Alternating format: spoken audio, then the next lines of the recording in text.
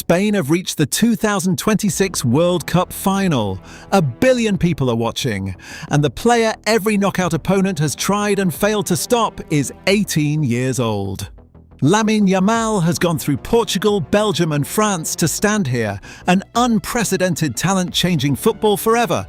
The question is how a teenager became the most dangerous player alive. Amid the noise of 80,000 fans and a global audience of over 1 billion, one teenager occupies the center of the sporting world. This is far from the familiar story of a young player riding the coattails of a veteran squad. Spain's tactical system relies on his specific movements, and opponents restructure entire defensive lines just to slow him down. This raises a difficult question that analysts and scouts are actively trying to resolve. Has modern football ever produced a prospect with this precise profile at this age? This exceeds raw athletic potential and brief flashes of brilliance. The data indicates something more systematic, a rare combination of visual scanning, press resistance, and defensive work rate. To understand if he represents an entirely new class of athlete, the investigation must look past the media hype and examine the cold, verifiable evidence. The path to this moment began long before the international spotlights turned on, inside a highly structured system designed to engineer this exact type of intelligence. On July 6th in Dallas, Portugal met Spain with a defensive blueprint designed specifically to neutralize one player. Their coaching staff ordered a constant double mark on the right wing, instructing Nelson Semedo to push high to trigger immediate presses. Yet committing 2 defenders to a single winger opened up the rest of the pitch. Spain controlled 55% of possession, eventually breaking through with a 91st minute winner from Mikel Merino. 4 days later in Los Angeles, Belgium tried to absorb the threat. Yamal repeatedly drifted into the half spaces, spending nearly 30% of his on-ball time pulling Belgian defenders out of position. By the second half, Belgium abandoned their standard defensive shape, shifting into a midfield diamond specifically to clog the central channels and halt his interior runs. It was a temporary fix. Spain won 2-1. In the semi-final on July 14th, France attempted the ultimate restriction. Left-back Lucas Digne was assigned to shadow Yamal everywhere. Just 22 minutes in, a clumsy challenge on Yamal handed Spain a penalty which Mikel Oyarzabal converted. Down a goal, France retreated into an ultra-defensive 6-4-0 formation simply to deny him space on the ball. Spain cruised to a 2-0 victory. Across 3 knockout rounds, Europe's elite teams did not just defend, they dismantled and rebuilt their tactical systems mid-match just to cope. Spain's run to the final was not defined by a teenager scoring every game, but by how every opponent bent to his presence.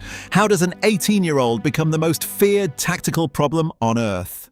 At 9 years old, Yamal entered Barcelona's youth system, joining a structured pipeline under his first academy coach, Antonio Sanz. Here, the club stripped away the typical chaos of childhood soccer. Instead of simply chasing the ball, Yamal spent hours inside tight grids, practicing rondos and spatial awareness triangles. The goal of these drills was simple: remove panic from possession.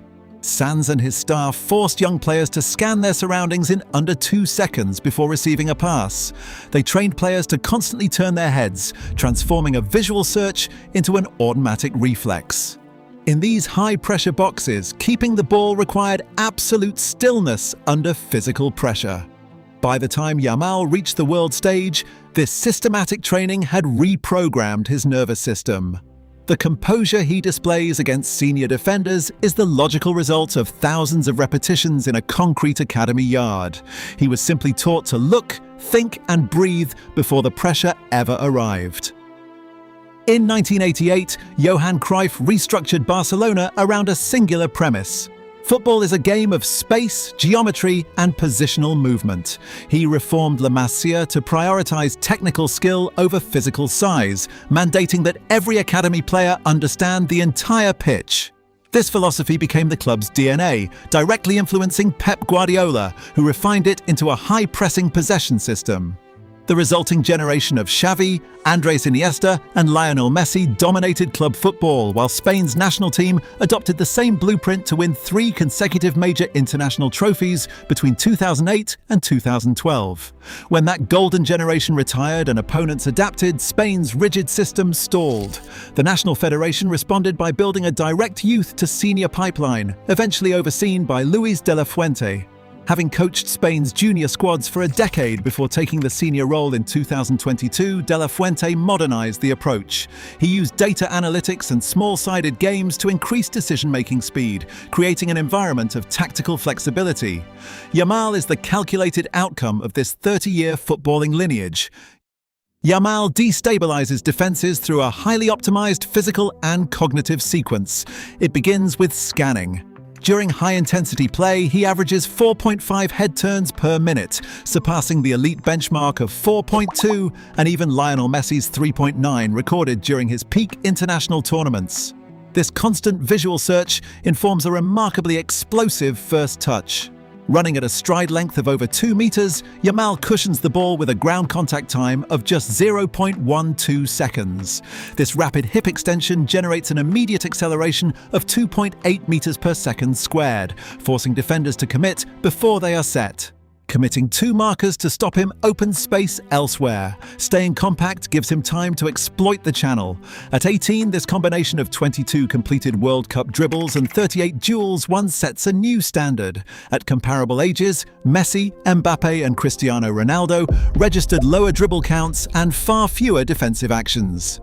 Modern football has evolved to reward exactly this profile, an ultra-intelligent, press-resistant winger who acts as both a primary creator and an active defender. They plan to survive a single teenager. Neutralizing him is the starting point on every pre-match whiteboard. Teams are forced into compromises, dropping into compact blocks, adding midfield cover to block his inside runs, or overloading the wings. Yet these are speculative reactions, not guarantees. Restricting Yamal simply leaves space open elsewhere. The ultimate test of this tactical chess match arrives on July the 19th, when Spain faces Argentina in the World Cup Final. Argentina's counter remains to be seen, but the broader shift is complete. His talent is measured by more than individual play. His mere presence forces the rest of the world to rewrite their game plans. These performances explain why the Ballon d'Or is now a realistic target. Yamal enters the final with 30 goals and 15 assists for Barcelona this season, alongside a historic run on the global stage. Yet his true legacy stretches beyond individual honours. He is the prototype for the next decade of player development. Academies are already adapting, moving away from raw athleticism to prioritise cognitive scanning, spatial geometry and press resistance. The classic touchline winger is being replaced by the highly intelligent creator.